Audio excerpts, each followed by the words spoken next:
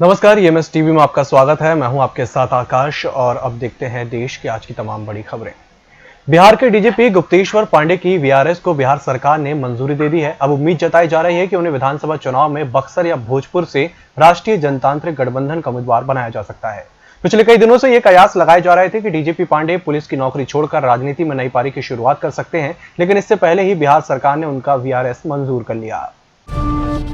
प्रधानमंत्री नरेंद्र मोदी ने बीते 5 साल में 58 देशों का दौरा किया है। इस पर 517 करोड़ रुपए खर्च हुए हैं। उन्होंने सबसे ज्यादा 5 बार अमेरिका और रूस के दौरे किए हैं। पीएम मोदी ने भारत के साथ सीमा विवाद में उलझे चीन का भी 5 बार दौरा किया। उन्होंने सिंगापुर, जर्मनी, फ्रांस, संयुक्त अरब अमीरात और श्रीलंका की यात्राएं भी की हैं।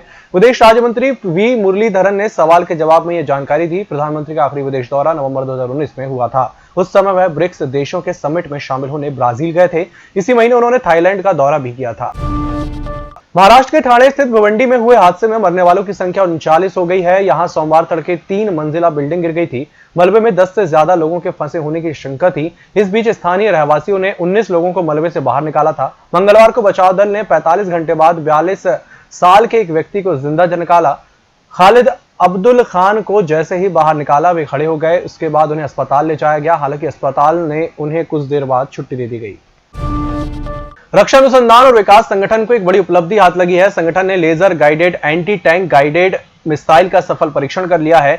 डीआरडीओ ने अहमदनगर के केके रेंज में एमबीटी अर्जुन टैंक से laser guided anti tank guided missile का सफल परीक्षण किया है। डीआरडीओ ने बताया कि यह मिसाइल 3 किलोमीटर तक बैठे टारगेट को अपना निशाना बना सकती है। यह कई सारे प्लेटफॉर्म लॉन्च क्षमता के साथ विकसित किया गया है।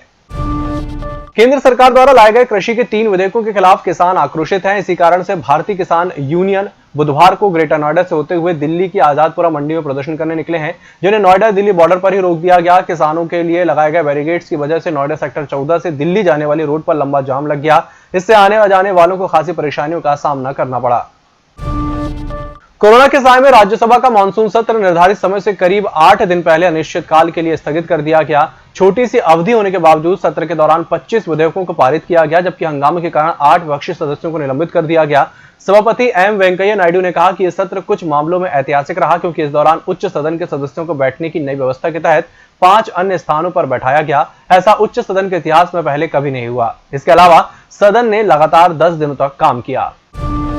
दुनिया भर में बढ़ते कोरोना वायरस के मद्देनजर सऊदी अरब ने भारत, ब्राजील और अर्जेंटीना आने जाने वाली उड़ानों को निलंबित कर दिया है। सऊदी अरब के नागरिक उड्डयन नियामक General Authority of Civil Aviation ने बुधवार को एयरलाइंस को दिए गए एक नोट में यह जानकारी दी। जीएसीए के नोट के अनुसार सऊदी अरब में आने से पहले पिछले 14 दिनों में भारत, ब्राजील और अर्जेंटीना में रहने वाले किसी भी व्यक्ति को सरकारी नियंत्रण के अतिरिक्त इन देशों में यात्रा की अनुमति नहीं दी जाएगी। कोरोना संकट के बीच आयकर दाताओं को सरकार ने बड़ी राहत दी है। वित्त वर्ष 2018-19 के लिए आयकर रिटर्न भरने की अंतिम तारीख और 2 महीने यानी 30 सितंबर तक बढ़ा दी गई है। पहले डेडलाइन 31 जुलाई तक रखी गई थी। आयकर विभाग ने इसकी जानकारी ट्वीट के जरिए दी। सरकार के इस फैसले से करदाताओं को काफी राहत मिलेगी, क्योंकि कोरोना महामारी और लॉकडाउन की वजह से लोगों को आईटीआर भरने में दिक्कत आ रही थी। महाराष्ट्र की राजधानी मुंबई में भारी बारिश से जनजीवन अस्त व्यस्त हो गया है। बारिश के चलते शहर के कई इलाकों में जल जमाव हो गया है। बीएमसी ने बारिश को ध्यान में रखते हुए अवकाश की घोषणा की है। वहीं भारी बारिश के चलते लोकल ट्रेनों का संचालन प्रभावित हुआ है। कई जगहों पर ट्रेनों का पुनर्निर्धारित किया गया है। भारी बारिश के चलते शहर के सायन रेलवे स्टेशन पर यात्री फंस गए। लगातार हो रही मूसलाधार बारिश के चलते स्थिति ऐसी बिगड़ी कि प्लेटफॉर्म तक पानी आ गया, जिसकी वजह से लोगों को काफी परेशानियां हुई।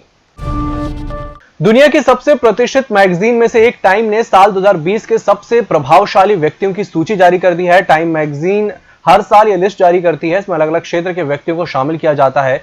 पीएम मोदी के अलावा बॉलीवुड अभिनेता आयुष्मान खुराना और शाहीन बाग की दादी बिल्किस को भी इसमें शामिल किया गया है। बिल्किस की उम्र 82 साल है और वो शाहीन बाग की दादी के नाम से जानी जाती हैं। शाहीन बाग में प्रदर्शनों के दौरान बिल्किस चर्चा में आई थी।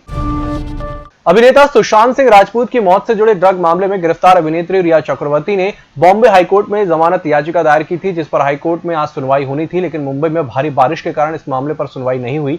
रिया के वकील सतीश मान शिंदे ने कहा कि बॉम्बे हाईकोर्ट के चीफ जस्टिस ने शहर में गंभीर जलभराव के बाद कोर्ट के लिए आज अवकाश घोषित किया है। इस मामले पर कल सुनवाई की जाएगी।